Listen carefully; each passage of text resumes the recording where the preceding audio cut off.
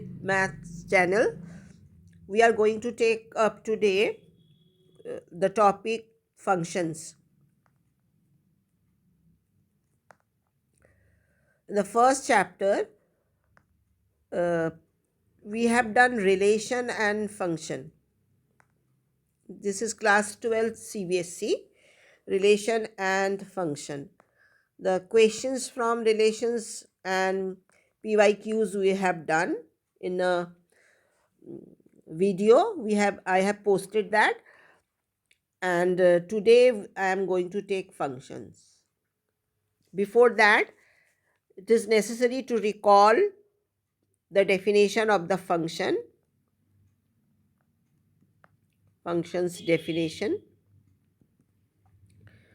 When it is 1 1, when it is onto. This is from class 12. But functions domain, range, and types of function is also necessary to know, because the whole calculus, your differential equation, integration and differentiation is based on this type of function. So very quickly I'm going to discuss that. I'm taking, this is class 11th. Question is, uh, a set, let set n, set of natural number, be the set of all natural numbers, and the relation R is defined on n. Means R is a relation on n to n. We will take an element of n, and we will land up also on element of n, right? This is known as the uh, relation on set n, such that it is, and how R is defined, the definition is given. You know that relation and functions, their elements are ordered pairs, right? X y means x is here related with y is here.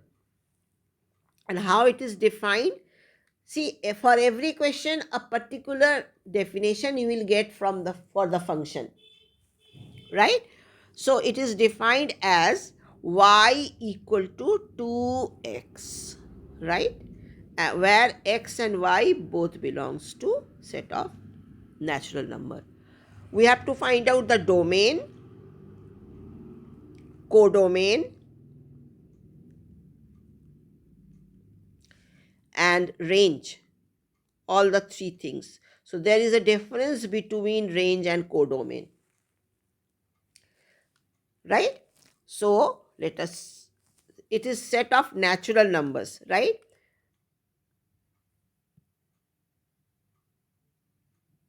Therefore, uh, let me write down the pairs of R. If you are going to start writing y equal to 2x, set of natural numbers starts with 1, 2, up to infinity, right? Okay. So, ordered pair, how we will get? For x equal to 1, you will get y equals to 2. So, this means R is 1, 2, 2, 4, 3, 6, 4, 8, 5, 10, this type of ordered pairs, right? So if I draw a very rough thing, 1, 2, 3, 4, so on, here will be 2, 4, 6, 8, 10, 12, 14, right? 16, 18, and so on, right? Like this. Okay.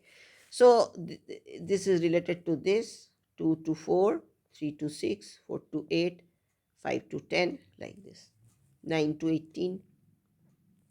Okay. Now we have to write down the domain.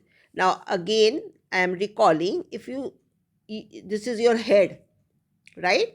And if you spread your hands like this is x-axis, right? You can think that if you stretch your hands like this is x-axis, so domain is minus infinity to plus infinity if it is set of real numbers, right? Set of natural numbers you can also think. And if you spread your hands like this is your y-axis. You know all these things that where y is negative, where x is negative, like that. So a set of natural numbers, we have only natural numbers, counting numbers, 1 2 3 4 5 6, like this.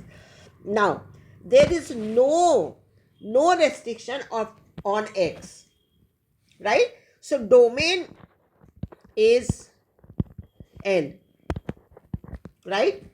What is the codomain? Codomain is also n. But what is the range? Range of R, this R is for range, right? Is equal to 2, 4, 6, 8, and so on. Because we have only these are the here elements. Whole natural 1 is left, 2 is here, 3 is left, 4 is 5, 7, 9, all these numbers are left. So this is codomain. They are in codomain of the function, not in the range. Not in the but range is only 2, 4, 6, 8, like this. This is clear, right? So every set of natural number n has one and only one image, and this relation is a function. That's the main thing. Now I am going to take another this thing, uh, because class 11's this thing, types of function I am telling you to discuss today. So let it be like this. I'm going to take types of function. So domain we have done. What will be codomain? If you have any question, please put in the comment box so that I can try to solve it. And please subscribe also. These things we have done. So I am now coming to types of function. Very quickly I will draw the graph of the types of function, and using graph I will tell you how to find out the domain and how to find out the range and codomain, like this. Types of functions. That will be useful to solve these questions, right? Now, so first type of function is identity function. Identity, देखिए आपका identity card आपका ही identity card होता है.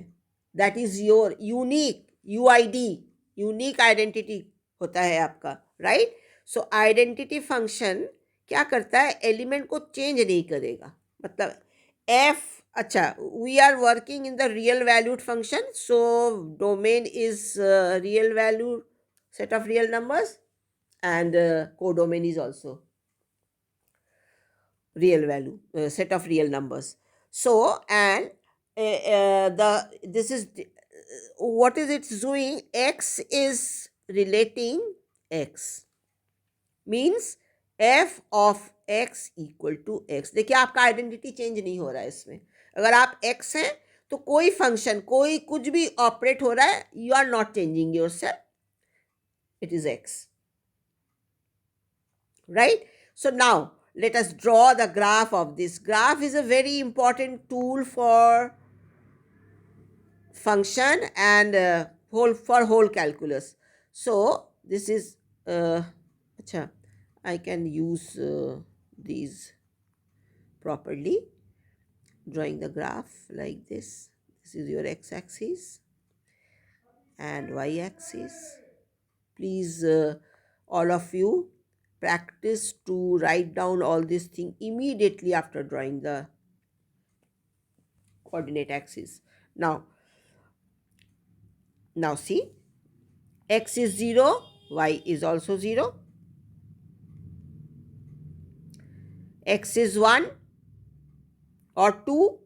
If this is 1, this is 2, y is also 2. If x is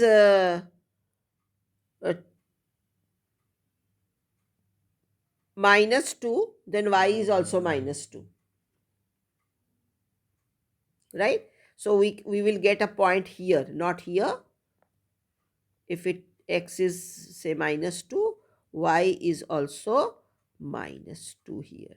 So join these 3 points are enough, passing through 0, 0. This is the graph of the y equal to 2x. No, identity function we are taking, so this will be y equal to x. Right? Now see, what will be the domain? If you are able to draw the graph of the function, you are through to tell domain, range and codomain everything. Now is ऐसी कोई value है इस line में x के लिए जो function को invalid कर देता है? नो. आप माइनस इन्फिनिटी से प्लस इन्फिनिटी कोई भी x ले लीजिए, आपको y मिल जाएगा उसके अकॉर्डिंग. सो डोमेन पूरा R, कोडोमेन पूरा R, और रेंज पूरा कोडोमेन. कोई ऐसी वैल्यू नहीं, आप R कोई भी रियल नंबर ले लीजिए, आपको ग्राफ में वो मिल जाएगा. आप 2.5 लेंगे तो y भी आ जाएगा 2.5. आपको कुछ भी ले लीजिए, माइनस प्लस y x कुछ भी ले लीजिए. तो इसका मतलब ग्राफ देख करके आप बता सकते हैं कि ये कंटिन्यूअस है कि नहीं, डिफरेंशिएबल है कि नहीं, इंटीग्रेबल है कि नहीं, सब एवरीथिंग. राइट? नाउ हो गया. अब ये डोमेन और रेंज इक्वल होना 1 1 फंक्शन के लिए बहुत जरूरी होता है. तो 1 type we have done. Now एक और टाइप कर लेते हैं, constant function. Constant function. Constant function क्या होता है? For every function, for every x, f of x equal to some constant से k. इसका ग्राफ देखिए कितना इजी है बनाना. हम क्या जानते हैं? सिर्फ जानते हैं इसका y k है. x कुछ भी हो कि हर x के लिए y k ही है. ये y इक्वल टू k हो गया ना. F X is equal to y होता है. राइट? तो आप देखिए ये x एक्सिस आपका, ये आपका y एक्सिस ड्रॉ कर लीजिए. हर k हम नहीं जान, कोई भी कांस्टेंट है तो हम कहीं पे से एक देखिए, यहाँ पर k कर लीजिए और ड्रॉ कर दीजिए k, एक line parallel to x axis. क्या होगा? हर देखिए हर x के लिए y सेम है k. ये हम पार्ट k फिक्स कर देते हैं. अब क्या मजेदार बात है, देखिए इसका डोमेन तो R ही होगा, क्योंकि माइनस इन्फिनिटी से प्लस इन्फिनिटी आप कोई भी x ले सकते हैं. जो x जो वैल्यू ले सकता है वही उसी का सेट होता है डोमेन. ठीक? जो वैल्यू y ले सकता है वो होता है हमारा कोडोमेन या रेंज, जो भी निकालना हो. ठीक है? अब डोमेन तो R ही होगा, कोडोमेन R है, लेकिन इसका रेंज कोडोमेन, क्योंकि डिफाइंड ही है, ये होता है कोडोमेन इधर वाला सेट, तो ये कोडोमेन ही है. तो कोडोमेन में भी हम R लिख दे रहे हैं. ये कुछ भी हो सकता है, लेकिन इसका रेंज क्या होगा? देखिए रेंज ऑफ f क्या होगा? सिर्फ k, एक पॉइंट, क्योंकि एक ही वैल्यू लेता है हर x के लिए. और इस यही एक टेक्निक भी है देखने के लिए. If images are same then elements are also same, then it is a 1 1 function, and if it is not then it is many to 1. देखिए इसमें जितने भी कितने x ले लीजिए, इनफाइनाइटली x के लिए एक ही वैल्यू मिलेगा k. तो ये many to 1 हो गया. अगर आप इसका ग्राफ देखिए तो यही ग्राफ से ही शो हो जा रहा है, ये मेनी टू वन है, क्योंकि ये अगर पैरेलल टू एक्स एक्सिस है तो इनफाइनाइटली मेनी पॉइंट्स है इसमें। ठीक है, अब जरा सा हम, ठीक है, ये बहुत अच्छा टेक्निक होता है ग्राफ वाला। अब देखिए, अब हम जरा सा पीछे जाएं और देखिए कि हमारा क्वेश्चन क्या हुआ है। देखिए, ये देखिए क्वेश्चन, देखिए क्या शो करना है। पहला फर्स्ट क्वेश्चन, ये एनसीईआरटी का क्वेश्चन है। Show that the function F from R star to R star, F suffix है इसमें, देखिए है ना, स्टार बना हुआ है नीचे, defined by F X equal to 1/x is 1 1 and onto, right, where r star is the set of all non-zero real numbers, is the result true if the domain r star is replaced by n with codomain being same as r star। ठीक है, ये आपको सबसे पहले polynomial function का, आपको ये भी क्लास 11th का ही है पॉलिनोमियल फंक्शन। ठीक, अगर ये आप लोग एक बार रिवाइज कर लेंगे तो बहुत ही अच्छी बात होगी कि ये किस तरह का फंक्शंस हैं और कैसे ड्रॉ होते हैं ये। ठीक है, तो हम इसको करते हैं। अब हम थोड़ा सा इसको उठा करके ले जाते हैं, कॉपी कर लें इसको।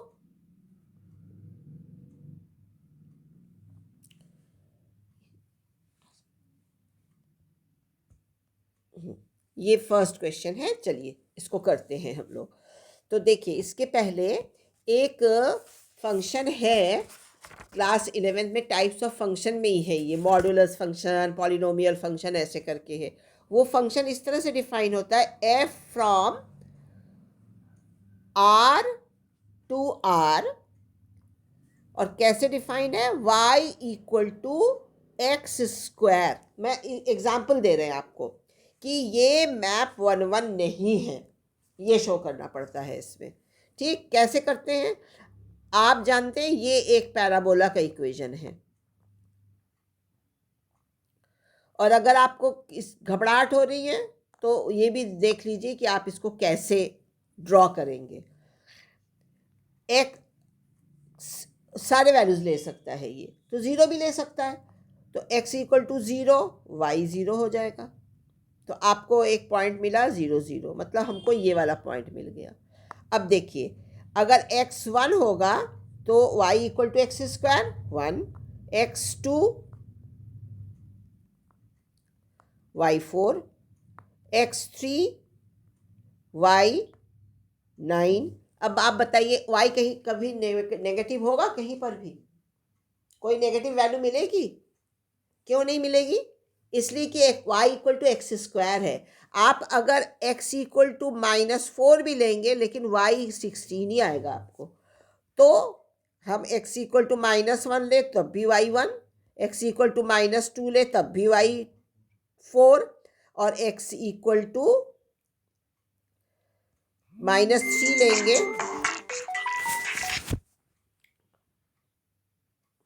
ठीक, x इक्वल टू 3, y क्या हो जाएगा, y इक्वल टू 9 ही होगा।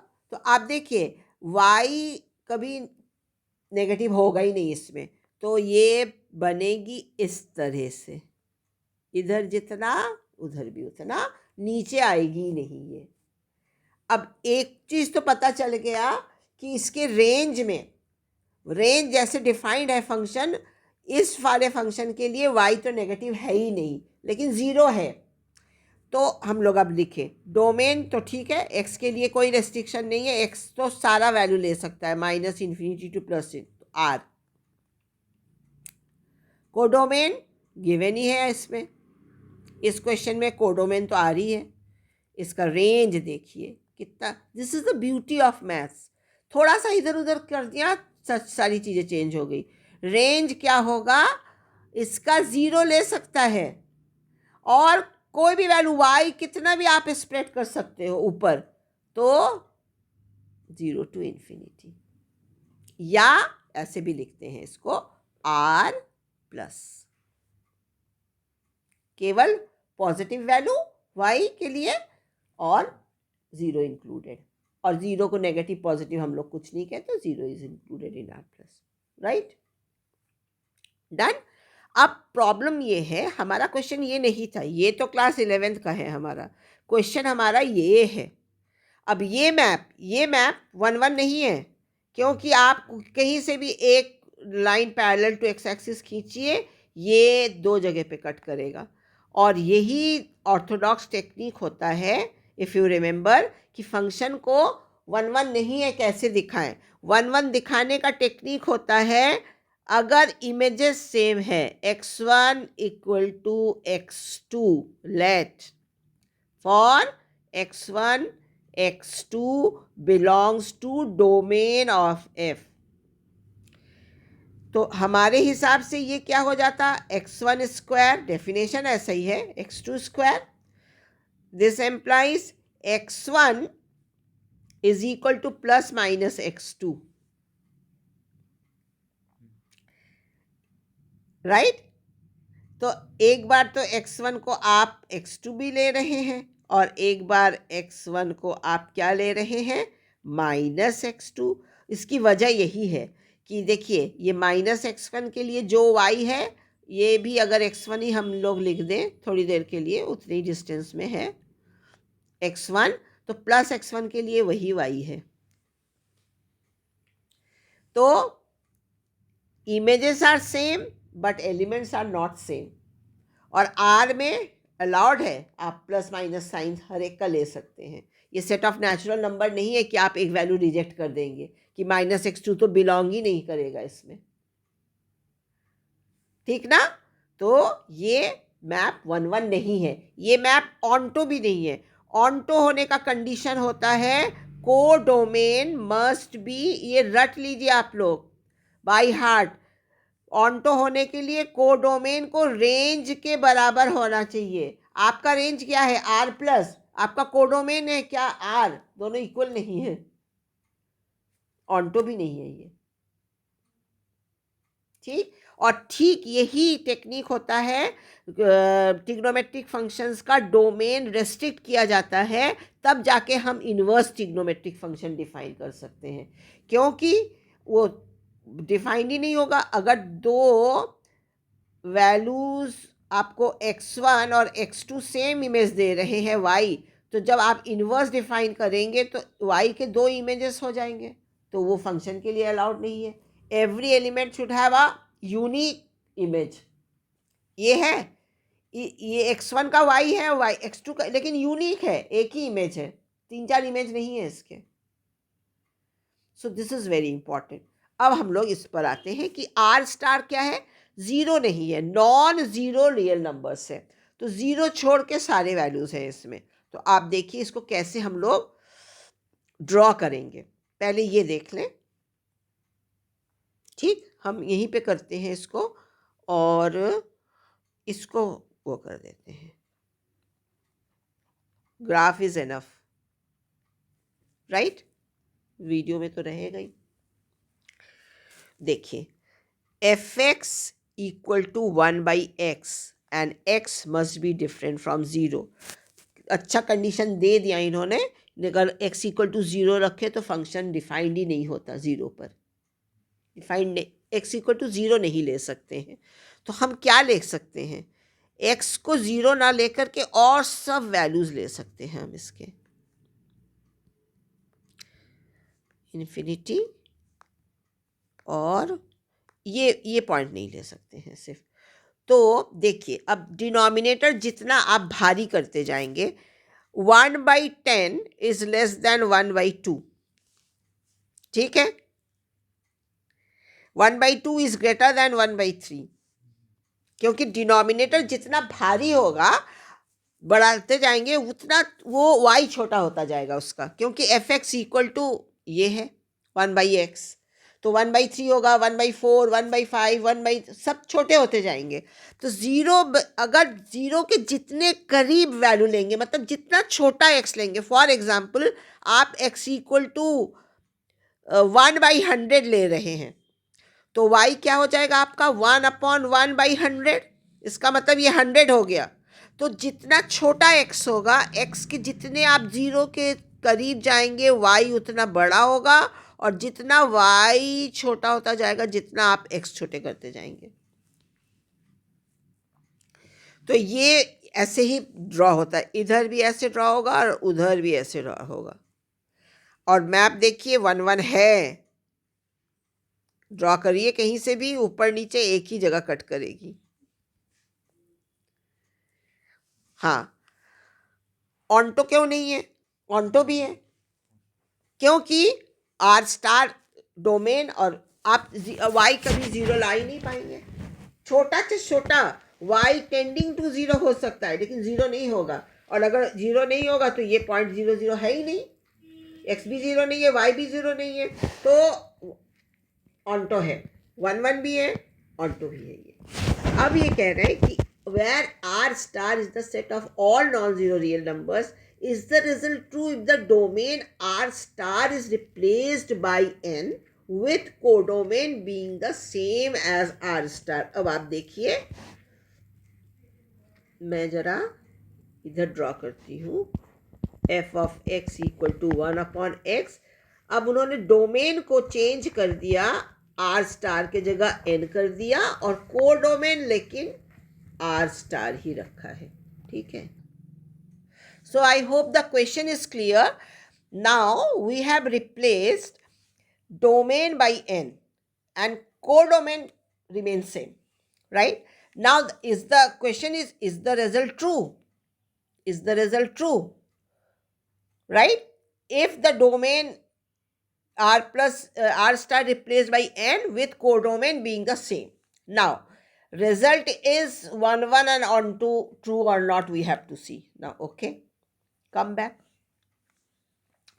Now set of natural numbers we know is 1 2 3 and so on.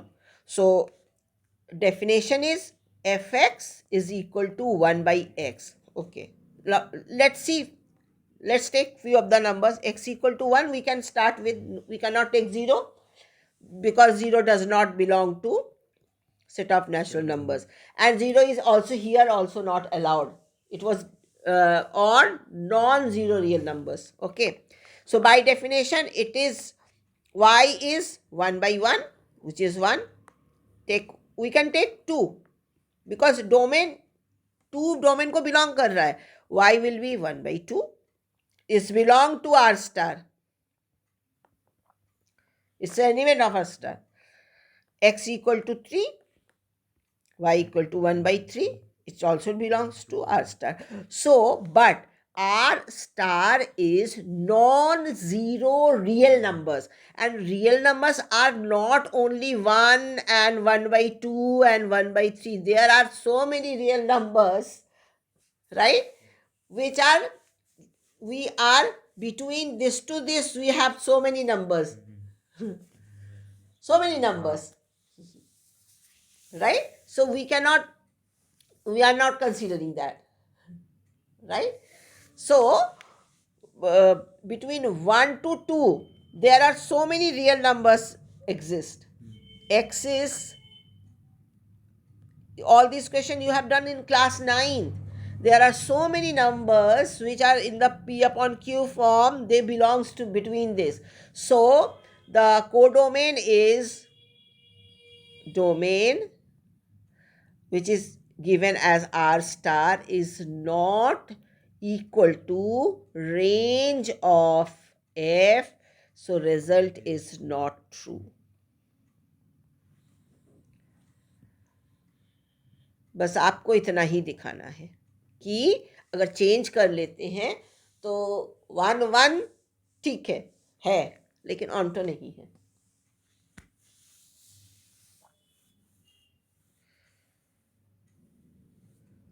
Right?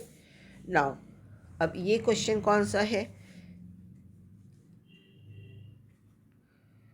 Late a is this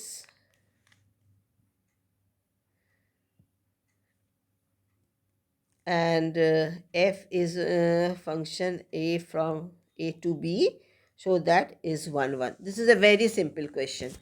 This is arrow, we are going to use arrow diagram. A B,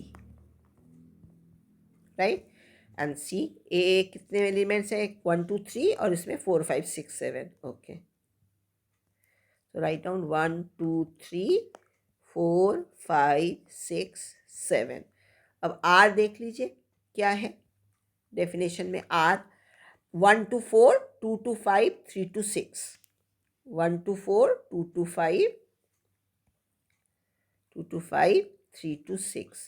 और question आपका क्या है ये भी देख लीजिए, so that F is 1 1। तो देखिए फंक्शन के लिए डोमेन एग्जॉस्ट होना चाहिए पूरा, कि हर एलिमेंट का इमेज हो। अगर ये रिलेशन होता तो शायद 1 2 अगर 3 छूट जाता तो हम कहते ये फंक्शन ही नहीं है। फंक्शन तो है ये, लेकिन क्या ये 1 1 है? यस, इट इज 1 1, क्योंकि 1 to 1 करस्पॉन्डेंस है, आप देख लीजिए। तो F of 1 is what, domain में 3 ही तो एलिमेंट है, 4, एफ ऑफ 2 क्या है आपका, लिख दीजिए 5, एंड एफ ऑफ 3 6 है, और पूरा आपका डोमेन एग्जॉस्ट हो गया। तो मैप इज 1 1, यस 1 1 हो गया। ठीक, अब ये क्वेश्चन क्या है, let A B the set so that A cross B to B cross A such that F A B is equal to B A is a bijective function. आप तो को सिर्फ देखना है कि फंक्शन कैसे डिफाइन है, ठीक, सेट्स हैं, कितने हैं उससे कोई मतलब नहीं है, लेकिन वो कैसे डेफिनेशन को चेक करिए एक बार। क्या है, f is a function from a to b, right, नहीं ये कह ही दे रहा है, ये a क्रॉस b से b क्रॉस a तक का फंक्शन है। और कैसे फंक्शन डिफाइन है, कि किसी भी, इसमें तो ऑर्डर पेयर्स ही होंगे ए बी टाइप के, क्योंकि ए क्रॉस बी के हैं, कार्टेशियन प्रोडक्ट ऑफ 2 सेट्स हैं, राइट। तो यहाँ पर किससे रिलेटेड है, this is equal to B A. तो ये 1 1 है कि नहीं और ऑन्टो है कि नहीं हमको दिखाना है। देखिए ऑन्टो तो ये बाय डेफिनेशन ही है, बाय डेफिनेशन ही ये 1 2 है, ऑन्टो है बाय डेफिनेशन, क्योंकि वो कह रही है हर ए बी के लिए एक एलिमेंट बैठा है बी ए। ये फाइनाइट सेट है, इनफाइनाइट सेट है, कुछ नहीं कहा उन्होंने, लेकिन उन्होंने कह दिया कि हर ए बी के लिए एक बी ए बैठा है। अगर मान लीजिए आपको लगे कि ये 1 1 नहीं होगा, अब 1 1 हम प्रूव कर देंगे, अभी उसको 1 1 नहीं होगा तो क्या हम माने, तो इसका मतलब अगर 2 एलिमेंट्स है ए एफ ऑफ, नहीं 2 पेयर ले ले हम लोग, 2 पेयर ऑफ एलिमेंट्स ले, let A B C D belongs to domain of F. ठीक, ऐसे ही लिखते हैं, इसकी भाषा ऐसी होती, मतलब ये belongs to A cross B and F of images are same. तो हमको दिखाना क्या है, सी डी भी सेम होगा, मतलब एलिमेंट्स भी सेम होंगे, A B equal to C D दिखाना है। हमने नहीं लिया, बिलोंग करता है लिया। टेक्निक 1 1 दिखाने का थियोरिटिकली यही होता है, या तो आप ग्राफ यूज़ करिए, ठीक है, और पैरेलल लाइन ड्रॉ करके एक्स एक्सिस के दिखाइए कि ये 1 1 है। वो हम कर नहीं सकते हैं क्योंकि यहाँ पे जनरल एलिमेंट्स दिए हुए हैं, ठीक, जनरल सेट्स हैं। तो क्या करें, ठीक है, ये बाय डेफिनेशन क्या होगा, बी ए होगा ना, और ये क्या होगा, डी सी। और कोई भी ऑर्डर पेयर कब इक्वल होता है, जब वो कंपोनेंट वाइज इक्वल होते हैं। This implies B equal to D and A equal to C. हो गया ना, इसका मतलब क्या हो गया, आप देखिए A B equal to C D, हो गया। Images are same, elements are same. तो ये implies f is 1 1.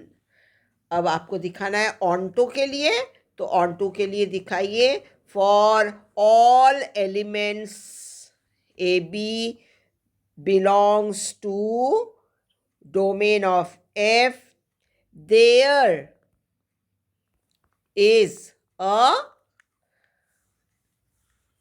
an element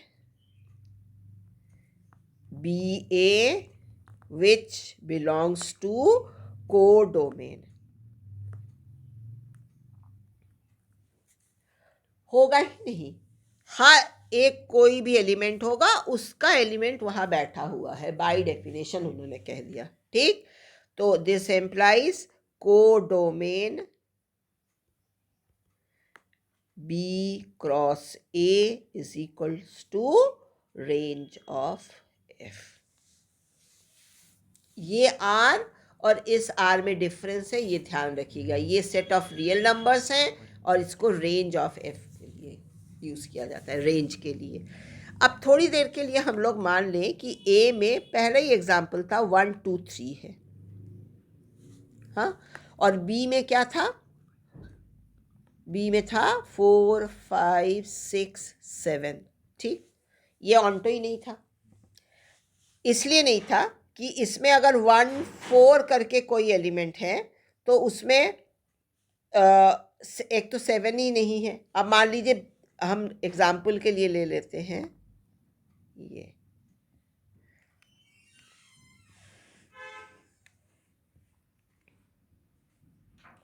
इधर भी 3 इधर भी 3 एलिमेंट. ठीक, तो इसमें 1 4 है, 2 5 है, 3 6 है. थोड़ी देर के लिए फाइनाइट सेट ही लेके करते हैं. ये है हमारा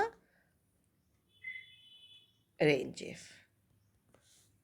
ठीक, अब अगर इसमें 4 1 टाइप का कोई एलिमेंट ही नहीं है, थोड़ी देर के लिए माने नहीं है, अगर है 1 4 टाइप 2 2 5 है तो उधर भी कोई एलिमेंट है. कैसा, 5 2 टाइप का, यही कह रहा है डेफिनेशन.